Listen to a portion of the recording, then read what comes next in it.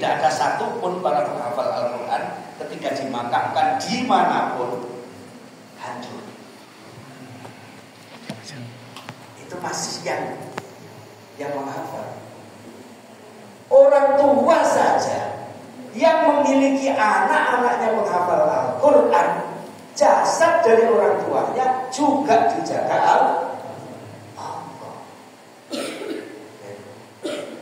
Maka adik-adik ini seandainya diberikan kesempatan untuk memilih dari sekian banyak pendidikan, mata pelajaran, sekolah murni atau mondok murni atau tahfidz Quran murni atau sudah cukup 3 aja. Kira-kira pilih yang mana? Kira-kira pilih yang mana? Hah? Sekolah umum murni, sudah murni pokoknya. Yang ini pesantren murni pesantren. Yang ini khusus Al-Quran. Kira-kira pilih mana? Sama kayak enaknya kan? Kalau mau milih yang umum murni, tidak ada agama. Agama murni, tidak ada umum. Ada hanya Al-Quran, tidak ada formal, tidak ada pesantren. Kira-kira pilih mana? Al-Quran. Maka kita harus syukuri saat ini pemerintah sudah mengesahkan undang-undang pembiayaan pesantren itu dalam rangka pesantren itu biar mandiri di dalam pembiayaannya. Dan saya bersyukur hari-hari ini ada banyak pengumuman dari perguruan tinggi. Saya tadi malam itu masih di Surabaya. Itu perguruan tinggi yang melalui SNDP. Ya, SNDP. Rata-rata seluruh Indonesia yang lolos itu anak-anak pesantren. Ratusan peserta yang lolos itu justru anak-anak pesantren. Ini pasti yang prestasi karena jalurnya prestasi. Saya melihat dari UI, anak-anak pesantren biasa, Madrasah Aliyah Negeri, Pasuruan, Malang, Batu, terus Surabaya. Ya ini saya lihat data-datanya itu rata-rata mereka justru yang lolos nilai teratas di UI, di UGM, Unair, Unesa, UM Malang, Brawijaya. Mana lagi ya? Banyak, hampir rata. Mereka rata-rata anak pesantren. Padahal kalau ngomong pesantren,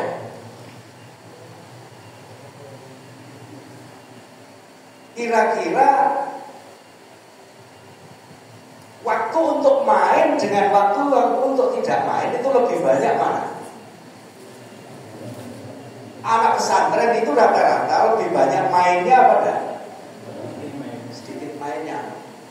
Jadi pesantren itu diajari seperti robot.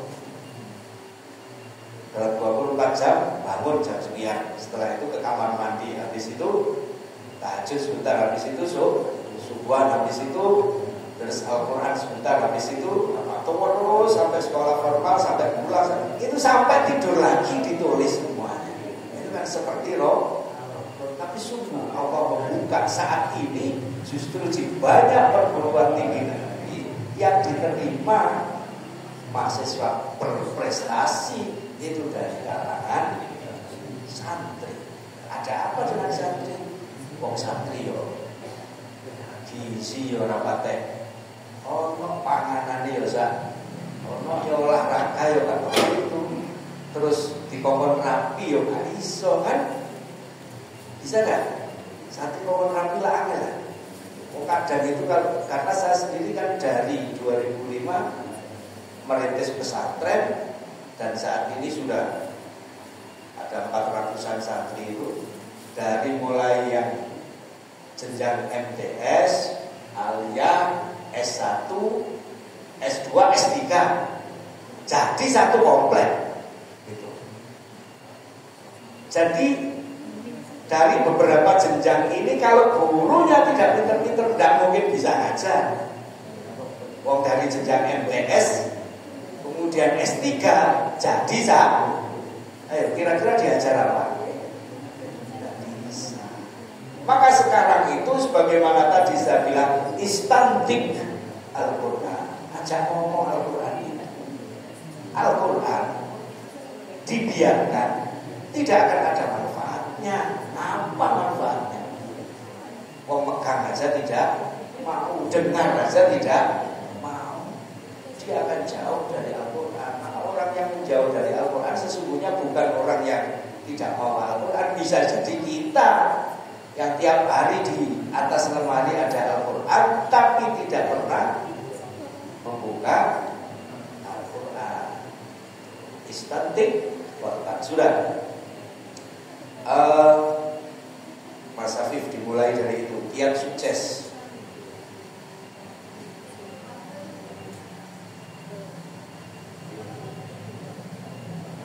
Mana tadi? Kiat sukses. Adik-adik yang berbahagia ingin jadi manusia sukses kan? Yang keras, kompak, ingin nggak? Ingin sukses tidak? Mau jadi apa? Hah? Pengusaha. Terus yang lain. Ingin jadi sukses itu seperti apa suksesnya? Satu pengusaha, satunya hah? Ayo kan punya gambaran sukses itu apa, kira-kira seperti apa yang disebut sebagai sukses. Nah, pertanyaan saya, yang adik-adik anggap manusia sukses saat ini yang sudah ditemui itu yang seperti apa mereka? Ustaz Syukri sukses belum? Belum. Saya sukses belum? Kira-kira yang sukses itu siapa? Apa presiden? Apa anggota DPR? Gubernur, bupati, wali kota. Mereka sukses belum? Hah? Presiden, gubernur, bupati, wali kota itu orang sukses apa enggak? Sukses enggak? Sukses. Saya Syukri berarti belum sukses. Kalau disuruh milih, lebih enak jadi gubernur apa jadi Ustaz Syukri? Hah? Lah kira-kira bahagia mana antara gubernur dengan Ustaz Syukri? Hah? Bahagia mana antara gubernur dengan bahagia siapa? Sing mater. Kok tahu?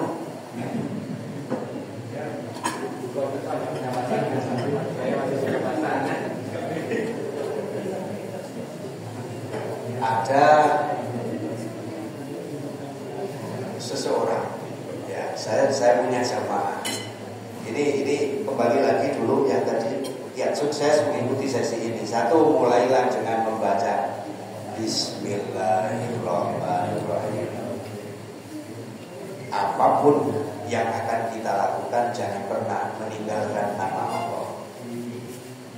Kullu amrin tibalin la yubda'u bi bismillah fa huwa ajdah. Kullu amrin tibalin la yubda'u bi bismillah fa huwa aqta. Redaksinya dua di sini. Hal apapun, bahkan yang paling baik sekalipun, kalau tidak membersamakan nama Allah, ajdah, nol. Kebaikan apapun yang ingin kita lakukan tanpa membersamakan nama Allah, fahuwa aqta, putus di tengah jalan, tidak akan bisa diharap. Maka mulailah segala sesuatu dengan membersamakan nama Allah. Bismillahirrahmanirrahim. Yang kedua, kita persamakan persepsi kita. Kita ingin dunia sukses, akhirat sukses. Dunia bahagia, akhirat bahagia. Ukurannya lah kita bikin standar sama-sama saat ini, sekarang ini.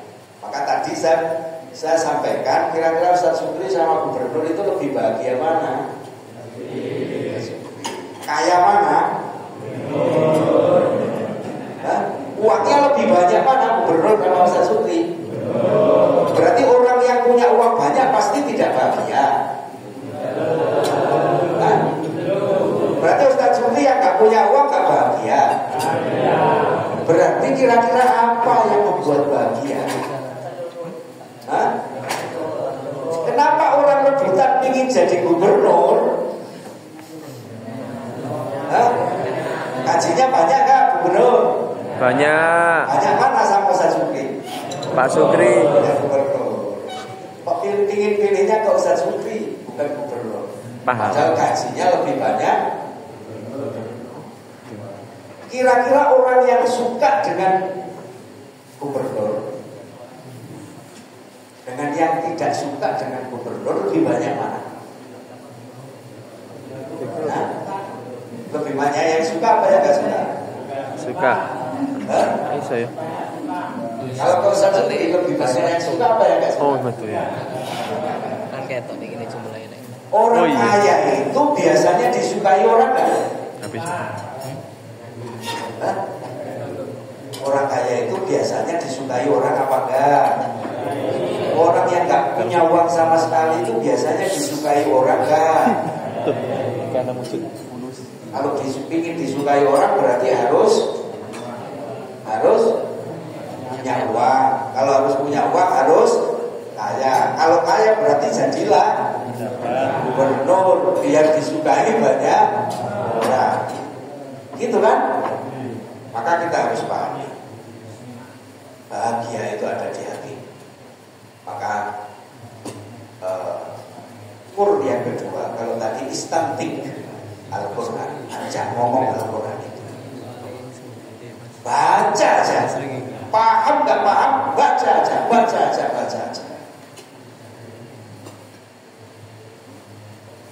Yang kedua, istafti qalbak, ajak ngomong hati. Ketika ingin melakukan apapun namanya, hati nurani yang paling dalam, ini ajak ngomong dulu. Orang baik, orang tidak baik itu sama. Yang penting hati. Baik tidak baik itu bukan dari wajah, tapi dari hati.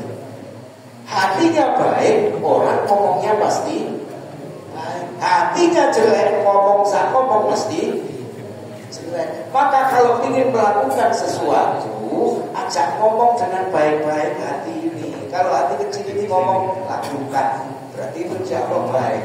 Kalau hati kecil ini ngomong jangan, itu tidak baik. Jangan pernah melakukan, namanya hati nurani. Maka yang kedua pulnya adalah istafti qalbak.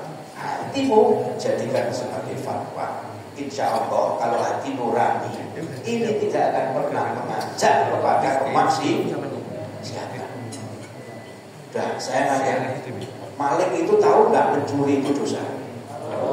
Koruptor ngerti nggak kalau korupsi itu dosa? Tahu nggak? Kenapa kok korupsi? Maling kenapa masih nyolong? Hah? Kenapa? Nah, sama-sama kita berpuasa saat ini. Tapi siapa yang betul-betul puasa dengan kita tidak tahu. Tes case-nya kapan? Ketika kita sendiri, bukan kita bareng-bareng ini. Karena bisa jadi kan tidak tahu siapa gitu ya. Jauh-jauh lagi di belakang kelihatan tidak ada siapapun. Terus kelihatan ada sesuatu makanan gitu ya, langsung ditelan. Atau kalau nggak gitu, ada sisa-sisa teh tadi malam masih banyak, pas Di sini kehausan, panas-panas, nggak ada orang kira-kira. Ada nggak orang yang berani ngambil langsung diminum? Padahal dia puasa. Ada nggak? Ada nggak kira-kira? Kira-kira adik-adik berani nggak? Berani nggak kira-kira? Sing banter berani nggak? Ngomong nggak itu ketika ada orang. Ayo, nggak Allah. Nggak ada siapapun, panas-panas, ono teh, es teh. Andaikan itu dihabiskan, tidak ada satupun orang yang tahu. Iso-iso kalau diuwe sampai teh, terus ngambil ini hari-hari kemana? Terus dilemes-lemes kemana? Cek tetep ketok kosong. Sing biang biu sing, kaya sing tahu. Pengalaman istafti qalbak. Selanjutnya tadi yang sudah saya bilang itu awali segala hal dengan mempersamakan nama Allah. Yang kedua, persamakan persepsi dalam hal siapa orang yang sukses, siapa orang yang bahagia itu. Ukuran bahagia itu ada di hati. Rasulullah bilang sururul mu'min fi qalbihi wa sururul mu'mini fi wajhihi wa husnuhu fi qalbihi. Kebahagiaan seorang mukmin itu selalu terpancar di mukanya dia. Sementara susahnya dia simpan rapat-rapat di dalam hati.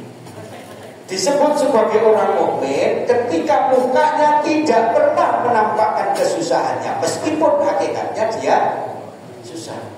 Tapi orang melihat orang ini loh tidak pernah susah, baru dia sebut sebagai orang mukmin. Kenapa begitu? Karena ketika dia diberi susah, dia sembunyikan di dalam hati. Alias ketika dia diuji, diberi susah oleh Allah, dia tidak pernah cerita kepada siapa. Maka kalau ingin sukses, punyalah karakter orang yang seperti ini. Ketika diberi wajah tampakan selalu mesem, bisa nggak? Wajahnya tampak selalu mesem meskipun hatinya susah. Yakin orang melihat pasti sukses orang ini. Semua orang iri. Aduh, aku iri sampean itu, nggak tahu susah, nggak tahu kena masalah, bahagia terus. Padahal nanti begitu nggak ada orang, ya nangis, ya susah, ya bingung. Maka konsepnya santri-santri kotor ini harus bisa dipakai. Berani hidup, tak takut mati. Takut mati, jangan hidup. Takut hidup, ayo dihafalkan, ikuti saya. Berani hidup, tak takut mati. Takut mati, jangan hidup. Takut hidup. Ayo bareng-bareng. 1, 2, 3. Berani hidup, takut mati. Kok takut mati, kok takut hidup? Malaikatnya, ulangi lagi. Berani hidup, takut mati. Takut hidup. Saya dulu baru gantian. Berani hidup, bukan berani mati. Berani hidup, takut mati. Takut mati, takut hidup, mati saja. Itu hafalkan. Tulis di pintu atau di kaca di kamar, tiap kali kemana-mana kelihatan, pasti hafal.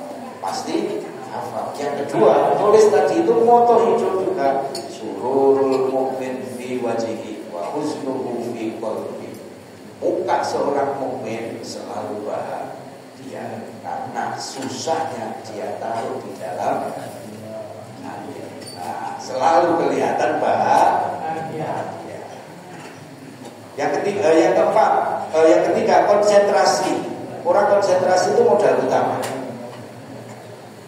Orang yang paling konsentrasi di muka bumi ini ahli Al-Quran.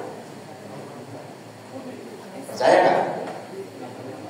Tidak harus baca Al-Quran ayat-ayatnya penuh, tidak. Orang ahli dzikir yang dibaca itu ayat-ayat Al-Quran, Asmaul Husna dan lain-lain.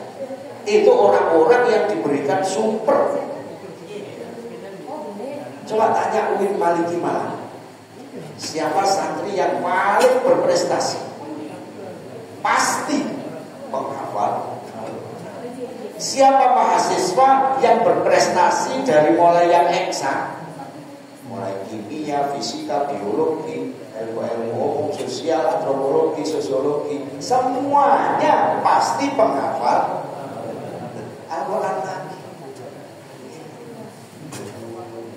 Jadi kuncinya adalah Al-Quran. Insya Allah dengan tidak lepas dari Al-Quran, pasti diangkat derajat oleh. Jadilah kelas yang terbuka. Artinya apa? Jangan ditutup. Jadilah kelas yang terbuka. Jangan jadi kelas yang bocor, diisi terus nggak iso. Ada nggak biasanya gitu? Karena manusia itu ada macam-macam. Gini, rajulun yadri annahu yadri. Ini kata Imam Ghazali. Kata Imam Ghazali gini, ada tipologi 4 manusia. Rajulun yadri annahu yadri. Ada manusia yang ngerti bahwa dia itu ngerti. Orang ini namanya tahu diri. Ini yang disebut oleh Rasulullah, man arafa nafsahu faqad arafa rabbahu. Semakin orang itu tahu diri, insya Allah dia akan sadar diri, tahu siapa Tuhannya, yaitu Allah Subhanahu wa ta'ala. Maka jadilah orang yang selalu tahu diri, sadar diri. Siapa saya? Bukan siapa-siapa. Cukup pasok. Rajulun yadri annahu yadri. Yang kedua, rajulun yadri annahu la yadri. Ada rajulun, seseorang yang ngerti kalau dia itu tidak ngerti posisi. Orang yang semacam ini meskipun ngerti, biasanya tidak tonjol-tonjolan. Karena ada manusia rajulun la yadri annahu la yadri. Gak ngerti, tapi gak ngerti lah awake orang ngerti. Biasanya orang yang seperti ini biasanya jerimpeti. Orang ini maunya jadi sesepuh. Sesepuh itu kan disesep. Ya, sesepuh itu kan harus disesep. Didatangi, dimintai nasihat, dianggap penasehat sesepuh. Tapi kalau jerimpeti kegiatannya pemuda ruwet, ya gak ganti. Si sepuh-sepuh itu jadi sesepuh ya sudah diambil nasihatnya, diminta pertimbangannya, bukan ikut campur. Ibarat paku ya. Sesepuh yang seperti ini ibarat paku, dia gak mau ditenggelamkan, tidak mau dipukul jadi perekat, akhirnya dong. Yang ketiga, yang keempat, rajulun la yadri annahu yadri. Ada orang yang tidak ngerti kalau dia itu punya potensi. Maka orang yang seperti ini harus didekati. Ayo melok ngaji. Cek iso ngaji. Sampai ini gak ngerti lek angles. Sampai ini ngerti lek gak ngerti. Akhirnya gelem ngaji. Maka insya Allah sebentar lagi akan jadi manusia-manusia yang tahu diri. Orang tahu diri itu baik gak? Baik. Tidak tahu diri baik gak? Baik gak orang tidak tahu diri? Tidak baik. Maka jadilah manusia yang tahu diri. Dengan cara apa? Ngaji. Ajak ngomong Al-Quran, ajak ngomong nanti konsentrasi. Insya Allah nanti pasti jadi baik. Yang paling akhir, jangan seperti Mussolini. Kalau dulu adik-adik belum tahu nih, Mussolini zaman Perang Dunia I. Ini orang seangkatan Hitler. Kalau dulu ada namanya Nazi Hitler, manusia paling kejam di dunia, itu namanya Hitler. Ada tokoh sosialis komunis namanya Mussolini. Mussolini ini Fir'aun abad ini. Mussolini namanya. Orang yang tidak pernah apa namanya? Nih. Dagu ini loh tidak pernah nurut ini. Dagunya tidak pernah. Ini namanya Mussolini. Ini ciri orang yang sombong. Jangan pernah menyombongkan diri. Ingat, semua orang yang sombong pasti mati. Yang gak sombong mati, yang sombong juga mati. Fir'aun mati, nabi-nabi juga mati. Selesai. Oke. Masih ada waktu 5 menit. Mungkin ada yang tanya jawab. Monggo. Siapa yang mau tanya jawab? 5 menit. 5 menit bisa 2 lah, 2, 3 penanya. Ayo silakan. Ada yang ingin tanya? Kalau nggak ada yang ingin tanya, saya bertanya di sini, Pak. Cita-cita anak-anak sudah nulis di sini, ya. Ini cita-citanya ada yang ingin jadi polisi, ingin jadi dokter, pengusaha sukses, masuk surga, mati syahid, pedagang sukses dunia akhirat, menjadi komandan jihad, menjadi dokter lagi, menjadi pemimpin yang menjunjung nilai-nilai Islam, menteri keuangan dan pedagang dan pengusaha, menjadi polisi, pengusaha, wakil menteri keuangan dan pengusaha sukses.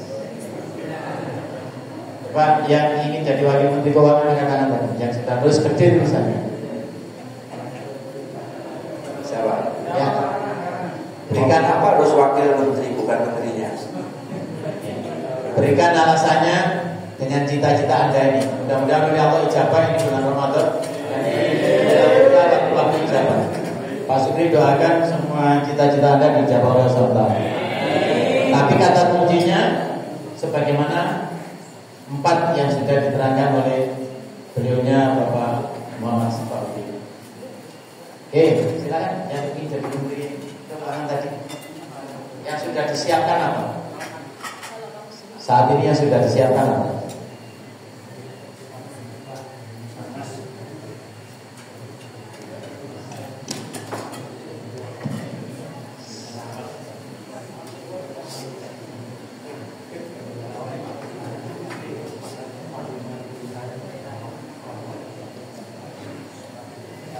Sebelahnya saja yang nyampaikan. Nah, nggak usah dikit-dikit. Ayo, sampai. Ya, cita-cita sampai apa? Ayo, sama. Yang sudah. Saya menjadi menteri keuangan. Ya. Yang sekarang sudah disiapkan untuk menuju cita-cita itu apa, Mas? Harapan saya itu menjadi menteri keuangan itu kan karena Indonesia ini kan dimana-mana kan banyak korupsi. Jadi saya ini karena saya kan pondok, jadi saya ini semuanya itu supaya nggak ada korupsi lagi, kedepannya supaya Indonesia itu nggak ada korupsi lagi. Luar biasa. Terus teman-teman saya juga yang jadi wakil keuangan. Jadi kalau misalnya saya kalau misalnya saya salah kan bisa diingatkan. Oh, jadi, menteri sama wakilnya. Sekarang yang sudah disiapkan apa? Yang sudah Anda siapkan untuk menjadi cita-cita yang terwujud. Untuk saat ini masih mimpi. Masih belum. Tapi sudah punya mimpi besar itu termasuk langkah sukses di awal. Bukan? Yang cita-citanya ingin jadi polisi coba. Orang yang tidak pernah bermimpi itu bukan laki-laki. Paham nggak Ustaz tadi? Orang yang tidak pernah bermimpi tidak pernah jadi laki-laki. Harus mimpi dulu baru disebut laki-laki. Sing huruf balik nggak paham. Nah, jadi pahami ya.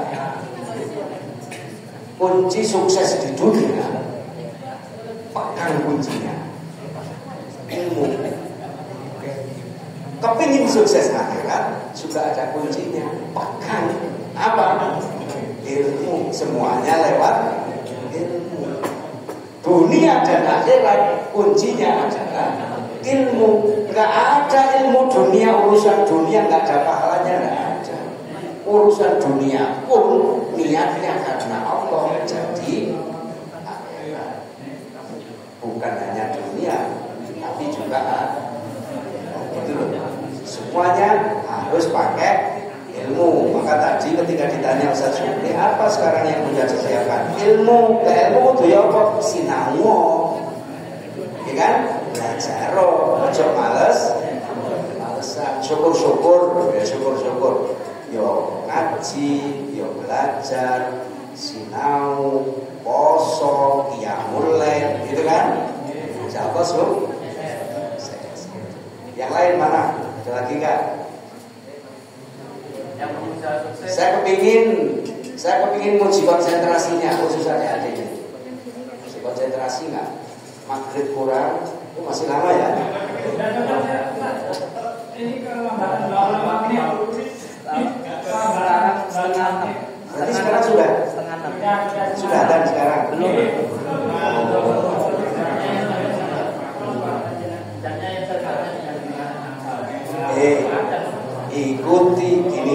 Ikuti apa bahasanya?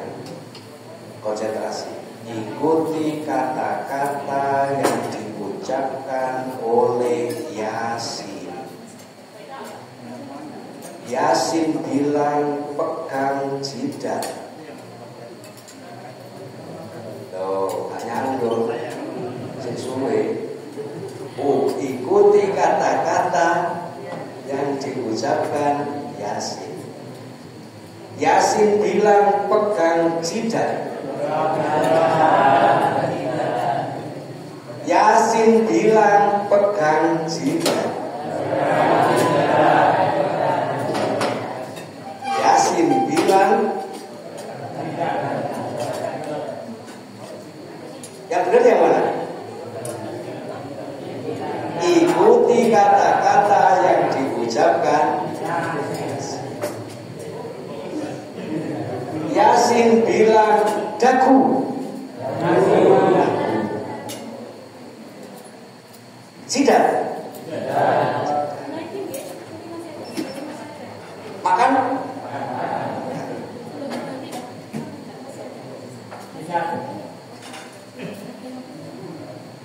Ini kata-kata. Yang terakhir, ikuti ucapan Yasin. Bukan ikuti, lakukan ucapan Yasin. Lakukan ucapan Yasin. Pegang dagu. Pegang dagu. Pegang kuping. Pegang mulut. Batuk. Siapa yang nyuruh pegang batuk? Hah? Batuk. Kenapa batuknya? Nanti wis gak konsentrasi, wis kan maghrib, tinggal berapa ini? Cukup ya? Ada lagi nggak yang ingin ditanyakan untuk kita semua agar diberikan kemudahan di dalam seluruh pelajaran kita? Jangan pernah lupa doanya Nabi Musa. Biar fasih terus lisannya. Rabbi shrah li sadri wa yassir li amri wahlul 'uqdatam min lisani yafqahu qawli. Itu yang kami sampaikan. Masih ada lagi enggak? Cukup ya. Kita berdoa kepada Allah Subhanahu wa taala, semoga hajat kita semua dunia akhirat kita dikabul oleh Allah Subhanahu wa taala. Kita akan diangkat derajatnya. Amin ya rabbal alamin. Subhanallah.